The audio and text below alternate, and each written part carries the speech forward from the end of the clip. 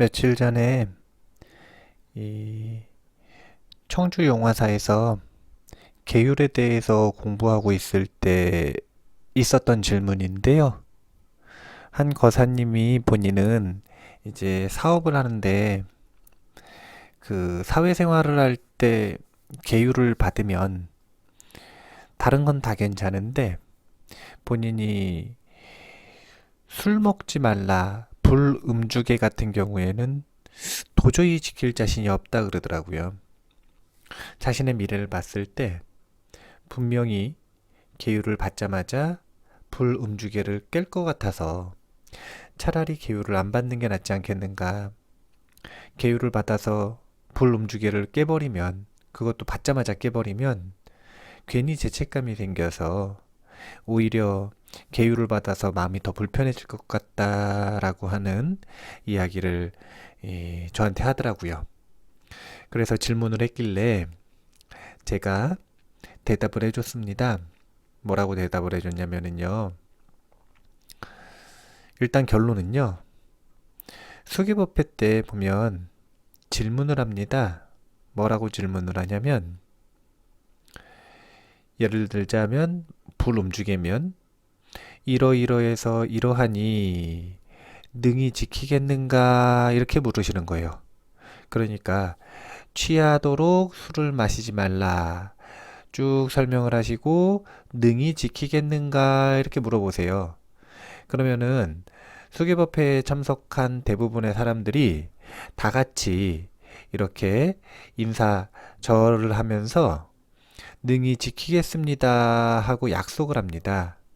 누구하고 약속을 하는 거냐면 부처님과 가르침과 스님들 그리고 여러 신중들을 모인 가운데 부처님과 이 삼보를 대신해서 물어봐주고 있는 수계법사와 그리고 옆에 있는 도반들과 그러니까 정말 다양한 존재들과 약속을 하는 거예요.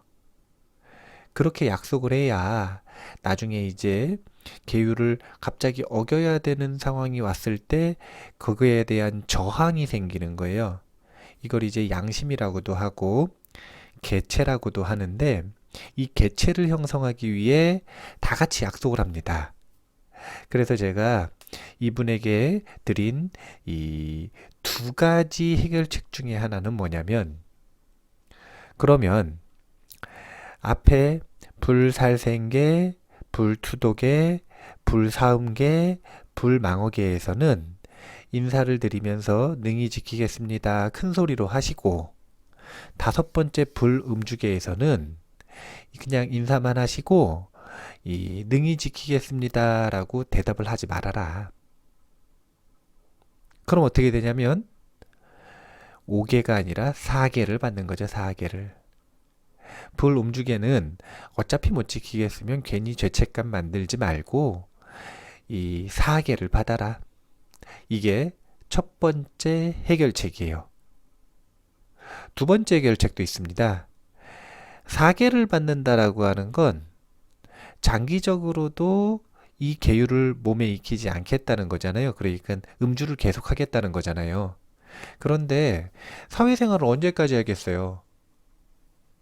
나중에 가면 분명히 반드시 술을 마셔야 되는 그런 필연적인 상황에서 벗어날 수 있을 텐데, 그러니까 장기적으로는 술을 줄이고 술을 끊되 지금 당장은 어렵다라는 마음이 있다면, 그러면 계율을 조금 열어드리는 방법도 있다라고 하는 걸 알려드렸어요. 그것은 계율 해석에 대한 차이인데, 전문적으로 수행을 하는 기간, 지혜를 닦을 때는요, 정말로 술은 단 한 잔도 마시지 않는 게 좋습니다. 왜냐하면 알코올, 마약, 이런 종류의 중독성 있는 것들은 이 사람의 수행자의 지혜 종자를 끊어버린다 라고 이야기를 합니다. 신경을 무디게 하고요. 어리석게 만드는 거죠. 그래서 전문적으로 수행을 할 땐 단 한 잔도 먹으면 안 되지만 제가 볼 자에게는 조금 느슨한 게 이 불음주계인 것 같아요. 그래서 해석을 하기를 뭐라고 해석을 하냐면 취하도록 먹지 않는다 이렇게 되어 있죠. 그래서 취하도록 먹지 않는다라고 하는 걸 조금 확대 해석하면 이제 음주계가 열리는 건데, 조금 열리는 건데, 그래서 개인적으로 저에게 수개법회를 받으실 때는 제가 이제 술을 너무 불음주계를 너무 어려워하시는 분들을 위해서 이렇게 알려드리는데, 첫 번째는 이 음주를 만약에 하신다 하더라도 주량만큼만 먹어야 돼요. 주량만큼만 먹는다라고 하는 건 필름이 끊길 때까지 먹는 게 아니라 기분이 좋아지기 시작할 때까지 이게 주량입니다. 그 주량을 정확하게 측정을 해서 정확하게 이 수계를 해주시는 스승이나 아니면 인터뷰하는 스승에게 고하고 제가 이 정도입니다라고 고하고 그것을 정확하게 인정을 받으면 그 이상은 먹지 않겠다라고 다짐을 하는 거죠. 그러니까 되도록이면 이 만약에 술을 마시더라도 기분이 좋아지는 정도의 주량 이상은 마시지 않는다. 이렇게 생각을 하고 조절을 하는 게 좋고요. 그리고 두 번째는 기분이 좋을 때는 마셔도 되지만 기분이 좋지 않은 상황에서는 마시지 않으려고 노력을 해야 한다. 이것이에요. 이 두 가지. 첫 번째는 기분이 좋을 정도의 주량으로만 마신다.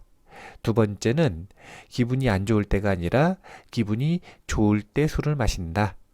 이 두 가지 기준을 가지고 깨어있음의 힘으로 자신과 약속을 하고 스스로를 조절을 한다면 어떻게 되냐면 장기적으로는 주량도 줄고요. 술에 의존하는 경향이 줄어들게 되어 있어요. 그럼 어떻게 되냐면 장기적으로는 술을 줄이다가 끊을 수 있게 되는 거죠. 그래서 두 가지 해결책을 드렸어요. 하나는 정말 못 지키겠으면 어떡하겠어요. 그러면 사계를 받으시라 이거야. 사계를 괜히 죄책감 만들지 마시고 사계를 받으시라. 그런데 만약에 장기적으로는 끊고 싶다 이거예요. 그럼 어떻게 하면 되냐면 술을 이제 드시는 상황이 생겼을 때 두 가지를 명심하시면 된다 이겁니다. 첫 번째는 주량 이상 마시지 않는다. 두 번째는 기분 좋을 때 기분 좋게 마신다. 자, 이 두 가지 방법을 알려드렸더니 역시 그 질문을 하신 거사님이 얼굴이 환해지셔가지고 그러면 수개법회에 참석을 하겠습니다 라고 이야기를 하더라고요. 그래서 아마 지금쯤 수개법회에 참석을 하셨다가 이제 이 부처님의 거룩한 수행의 길을 따라가기로 다짐하는 불자가 되셨을 거라고 생각을 하는데요. 음주계에 막혀가지고 불자가 되지 못하는 건 너무 안타까운 일이기 때문에 제가 개인적으로 이 계율에 대해 조금 열어드리는 해석을 했습니다. 만약에 이 오디오 법문을 들으시는 분들 중에 술을 너무 좋아해가지고 계율을 못 받겠다라고 하는 분이 계시다면 계율을 받아야 불자로서 이 수행이 기반이 잡히기 시작하거든요. 그러니까 계율을 받기는 받아야 돼요. 받되 지금처럼 그 마음에 있는 좀 불편한 점 이런 점들을 지금과 같은 기준으로 해소를 좀 하시고 그래도 계율을 받아서 열반의 길로 나아가는 기초, 기반 이것이 무엇이냐면 도덕적인 삶인데 이 도덕적인 삶을 잘 살아가시기를 바라겠습니다. 오늘 이만 마치겠습니다. 감사합니다.